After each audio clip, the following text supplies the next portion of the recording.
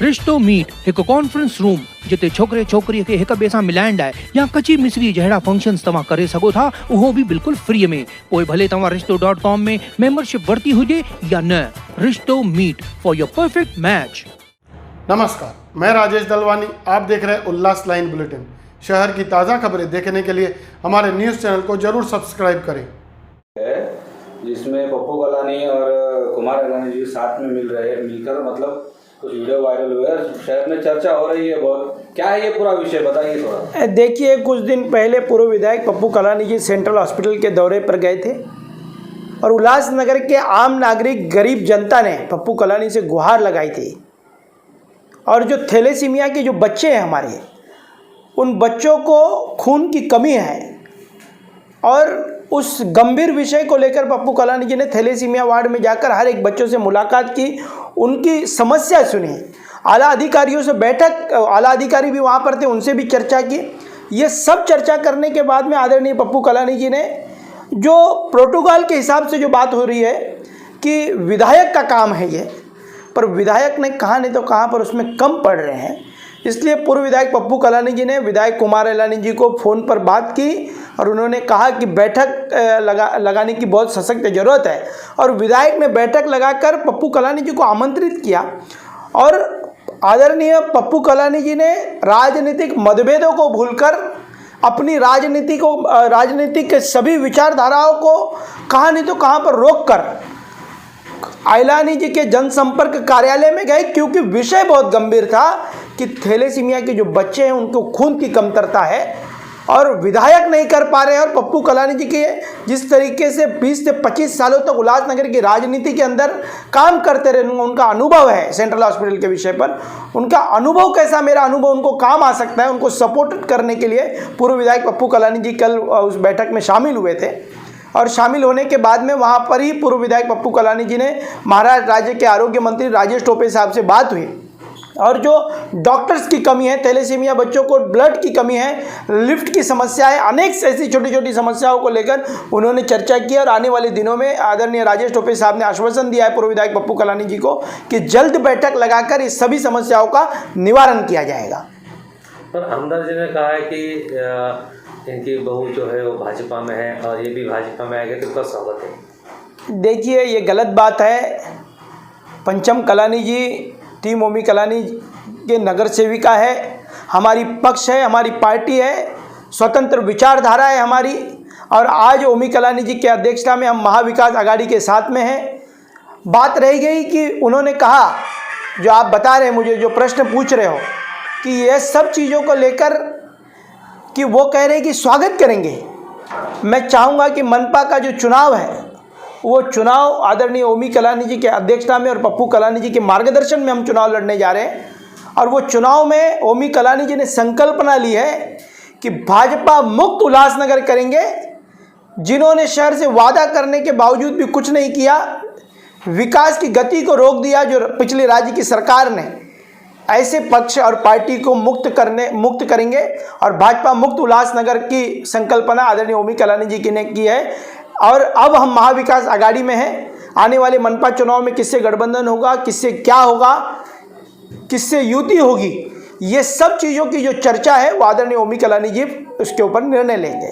लेकिन पंचम कलानी जी कमल के फूल पर चुनाव जीती है, तो आप कैसे कर सकते हैं कि वो टीओके से जीती? देखिए, सिंबल जो है वो कमल का फूल होगा, पर हमारा पक्ष और हमारी जो पार्टी है वो टीम ओमी कलानी है।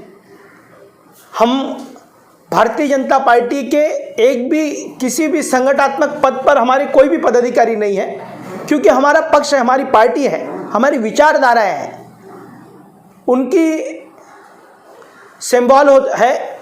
आपने देखा होगा कि पिछला महापौर शिवसेना का बिठाने के लिए हमने किस तरीके से आदरणीय ओमी कलानी जी की अध्यक्षता में काम किया और भारतीय जनता पार्टी का महापौर गिराया, फिर प्रभाग समिति के सभापति जो थे वो हराए, परिवहन समिति का सभापति हराया, सभी समितियों से हमने उनको मुक्त किया और महापौर पद से भी हमने उनको वहाँ से मुक्त किया। इसलिए आने वाले मनपा चुनाव में भाजपा मुक्त उल्लासनगर ओमी कलानी जी देंगे। ये क्या संकल्पना है, कौन से पक्ष से आपको जा सकते हैं? देखिए, जब हम टीम ओमी कलानी, हमारा खुद का एक पक्ष है, वो पक्ष से हम चुनाव लड़ेंगे। ओमी कलानी जी निर्णय लेंगे कि किससे गठबंधन करना है, क्या करना है, उस सब चीज़ों के लिए मनपा चुनाव के पहले वो निर्णय लेंगे गठबंधन करना है या नहीं करना है, या अकेले के बदौलत सभी सीटें पर चुनाव लड़ना है, ये ओमी कलानी जी निर्णय लेंगे। अभी आप कह रहे हैं कि पप्पू कलानी साहब और ओमी साहब मिलके ये निर्णय लेंगे, निर्णय लेगा कौन? मतलब अभी पप्पू कलानी साथ में चुनाव में रहेंगे या क्या जाएंगे वापस? बिल्कुल नहीं, पप्पू कलानी जी अब शहर में ही रहेंगे। ओमी कलानी जी ने सभी पत्रकारों को कहा है कि अब पप्पू कलानी जेल कभी नहीं जाएंगे। मैं बार बार कह रहा हूं कि ओमी कलानी जी के अध्यक्षता में और पप्पू कलानी जी के मार्गदर्शन में आने वाला मनपा चुनाव लड़ेंगे, और जो अगला मनपा चुनाव, अगला जो महापौर है वो कलानी परिवार का होगा। आप बोलते हैं कि पप्पू कलानी बाहर रहेगी, इस बारे में आपके पास क्या प्रूफ है? देखिए, प्रूफ क्या है, न्यायालयीन प्रक्रिया है, उस पर मैं बात नहीं कर सकता हूँ। पर जिस तरीके से आप लोगों ने मुझे बताया कि कोई व्यक्ति कह रहा है कि जल्द जेल में जाएंगे, वो झूठा है। उसके मानसिक संतुलन, मानसिक स्थिति बराबर नहीं है, वो सटिया गया है, वो समझ नहीं पा रहा है कि उसको करना क्या है। कभी कहते हैं पप्पू कलानी 5 तारीख को जेल चले जाएंगे, कभी कहते हैं दशहरे पे जाएंगे, कभी शहरवासियों को क्या कहते हैं, ये झूठे हैं। और ऐसे झूठों से शहरवासी सतर्क रहे, जिनकी मानसिक स्थिति ठीक नहीं, जिनका मानसिक संतुलन ठीक नहीं, वो क्या पप्पू कलानी जी यहीं पर है, यहीं पर रहेंगे। कलानी परिवार कभी शहरवासियों से झूठ नहीं बोलता, और कभी आज तक झूठ हमने कोई बात नहीं बोली है। इसके कारण पप्पू कलानी जी यहाँ है, रहेंगे, और मनपा चुनाव उनके मार्गदर्शन में और ओमी कलानी जी की अध्यक्षता में लड़ेंगे। पप्पू कलानी पैरोल पे या छूट गए? देखिए, वो न्यायालयीन प्रक्रिया है, उस पर मैं कुछ नहीं बोल सकता। पर पप्पू कलानी जी अब जेल नहीं जाएंगे, ये तय है। अब जिनको चिंता है, जिनका मानसिक स्थिति, मानसिक संतुलन बराबर नहीं है, उन्होंने देखना चाहिए कि पैरोल पर है कि नहीं है। उन्होंने जांच पड़ताल करनी चाहिए। वो हमसे प्रूफ मांग रहे हैं, उन्होंने क्यों खुद नहीं पत्रकारों को प्रूफ देते हैं, और उन्होंने खुद जाकर पत्रकारों को प्रूफ देना चाहिए। ऐसे मानसिक संतुलन के जो लोग, मानसिक संतुलन जिनका तिलमिला गया है, ऐसे लोगों के सवालों का जवाब देना हमारे लिए वेस्ट ऑफ टाइम है। मनपा चुनाव में बीजेपी ने आपके नगर सेवक को व्हिप जारी किया था, उसमें 16 नगर सेवक करीबी थे, उनका कोकण आयुक्त के पास शिकायत भी की थी उनके पद रद्द होने की। अभी लास्ट एंडिंग में ऐसे भी कहा जाता है, इसको क्या करें? देखिए, मुझे लगता है कि आने वाले जनवरी में आचार संहिता लग जाएगी। ये 2.5 साल से भाजपा के कुछ नेता कह रहे हैं कि डिस्क्वालीफाई हो जाएंगे, पर अब तक कुछ हुआ नहीं और ना होगा, क्योंकि हमने जो भी किया है वो शहर हित के लिए किया है, और शहर हित के लिए किया हुआ कार्य, और हमने जो महापौर के लिए वोट किए थे, आज वही महापौर के माध्यम से, आदरणीय लीलाबाई आशान जी के माध्यम से, अरुण आशान हमारे शिवसेना के माध्यम से, पालक मंत्री महोदय के माध्यम से हमने जो मांग की थी कि सीमेंट कंक्रीट की सड़क मिलनी चाहिए शहर को, ऐसे 100 करोड़ रुपए राज्य की सरकार ने हमको दिए। मैं ओमी कलानी और कलानी परिवार की तरफ से उनका हार्दिक अभिनंदन करता हूँ। सबसे पहले पूरे शहरवासियों को नवरात्रि की शुभेच्छा और शुभकामना दे रहा हूँ।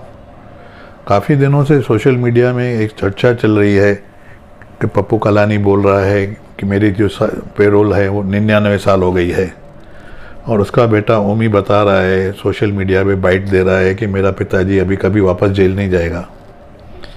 ये सरासर बेबुनियादी बातें हैं, ये सिर्फ झूठ और झूठ के आधार पे सब चल रहा है। जैसे कि 2022 में उल्लासनगर में कॉरपोरेशन इलेक्शन जो होने जा रही है, उनके लिए उनको ये कोई दूसरा मुद्दा नहीं, तो ये मुद्दा लेके उतरे हैं। और ये कोई नई बात नहीं है, जब भी उल्लासनगर में इलेक्शन आती है इनकी राजनीतिक दुकान चालू हो जाती है, और चॉकलेट बनाने की जो फैक्ट्री है वो चालू हो जाती है, और पूरे शहरवासियों को ये चॉकलेट पे चॉकलेट देते जा रहे हैं इलेक्शन के टाइम पे। और ये शुरू से जो इतिहास गवाह है, राजनीतिक जो है कलानियों की राजनीतिक है, वो झूठ के आधार पे अपनी दुकान चलाते बैठे आ रहे हैं। ये जो बता रहा है कि 99 साल, ऐसी कोई बात नहीं। अगर उनके पास ऐसी कोई बात है तो वो ऑर्डर की कॉपी पेश करे, सोशल मीडिया पे बाइट देवे, तो देखो कैसे 24 घंटे के अंदर उसको नासिक जेल में मैं वापस बैठा देता हूँ। 3 दिसंबर 2013 को पप्पू कलानी, बाबा गैब्रियल, बच्ची पांडे और हर्षद ताज चारों को मेरे छोटे भाई इंदर भतीजा हत्याकांड में उम्र कैद की सज़ा मिली थी।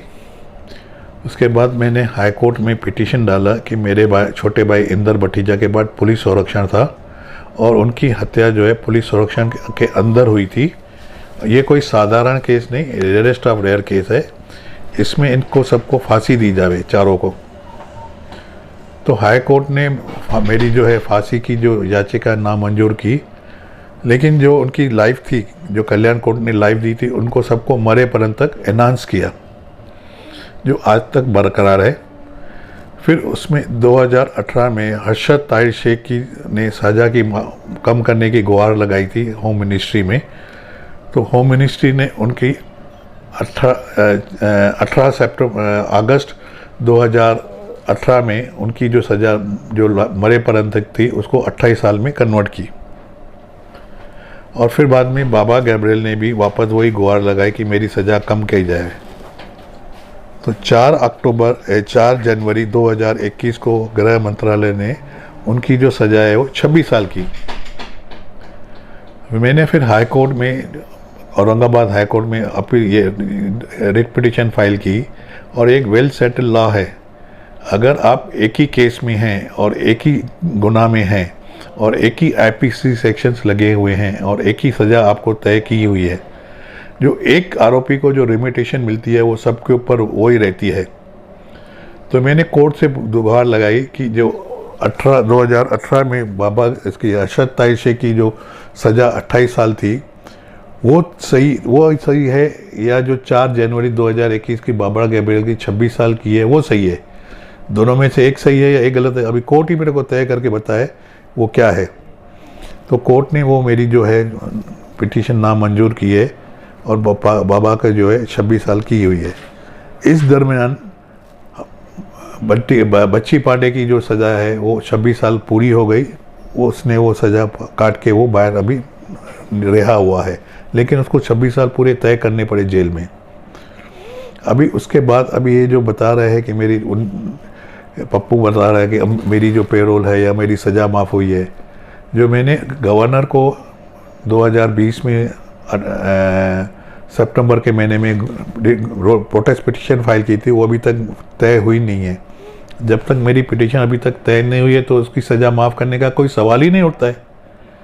मैं बताना चाहता हूँ शहरवासियों को कि कितनी झूठ के आधार पे ये बेबुनियादी बातों पे भ्रमित करते हैं शहरवासियों को, जो इनके ऊपर विश्वास रख के बैठते हैं, जो कितना ये मिसगाइड कर रहे हैं अपने स्वार्थ की राजनीति के लिए कि 2022 के इलेक्शन में कि ये उनके पास अभी कोई मुद्दा नहीं है। मैं आपको एक बता दूं, एक छोटा एग्जांपल। 92 में जब पप्पू अरेस्ट हुआ था, एक पेपर था मनोहर जेसवानी का, देश भगत।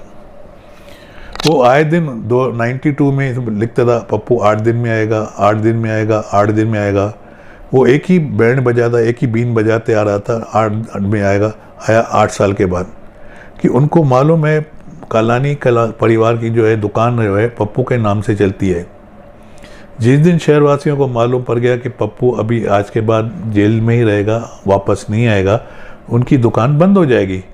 तो अपनी दुकान चालू रखने के लिए पप्पू को आएगा सज़ा माफ़ हो गई, 99 साल के लिए हो गया, पेरोल हो गया। अभी इस बात के ऊपर मैंने जो हाई पावर कमेटी जिसने पप्पू को कोविड के पेरोल दिया हुआ, ऐसे जेल को डिकंजेस्ट करने के लिए राज्य सरकार ने हाई पावर कमेटी बनाई थी, जिसमें मुंबई हाई कोर्ट के चीफ जस्टिस हैं, आईजी प्रिजन के कुलकर्णी साहब हैं और होम सेक्रेटरी प्रिजन के लेले साहब हैं। ये 3 जन की हाई पावर कमेटी रहती है स्टेट की में, जो डिसाइड करती है। इनके ऑर्डर के ऊपर महाराष्ट्र सरकार ने 11,000 कैदियों को रिहा किया है कोविड जैसे संक्रमण जेल में नहीं फैले और जेल को डिकंजेस्टेड के लिए। जिस दिन ये कोविड की संक्रमण जो है या कोविड का रेशियो कम हो जाएगा, इसके महामारी कम हो जाएगी, उस दिन ये ऑर्डर जो है 12 मई 2021 का वो खुद ब खुद उनको ये सेट असाइड हो जाएगा। इनको तब तक रिलीफ है जब तक ये नहीं होता है। इसकी ये जो हरकतें हैं, जो सब ये सब इधर बिना मास्क के, इसको कोविड के पेरोल में किधर बाहर जाना नहीं है, किधर फंक्शन में जाना नहीं है, कोई समारोह में जाना नहीं है, ये जो कहते फिर रहा है कि आप मेरे को 2022 में एक बार फिर इलेक्शन में मेरे को मौका दो, मैं डेवलपमेंट करूँगा और या तो फिर बाद में रोज़गार दूंगा और लेडीज़ की जो है हिफाजत जो है वो करूँगा।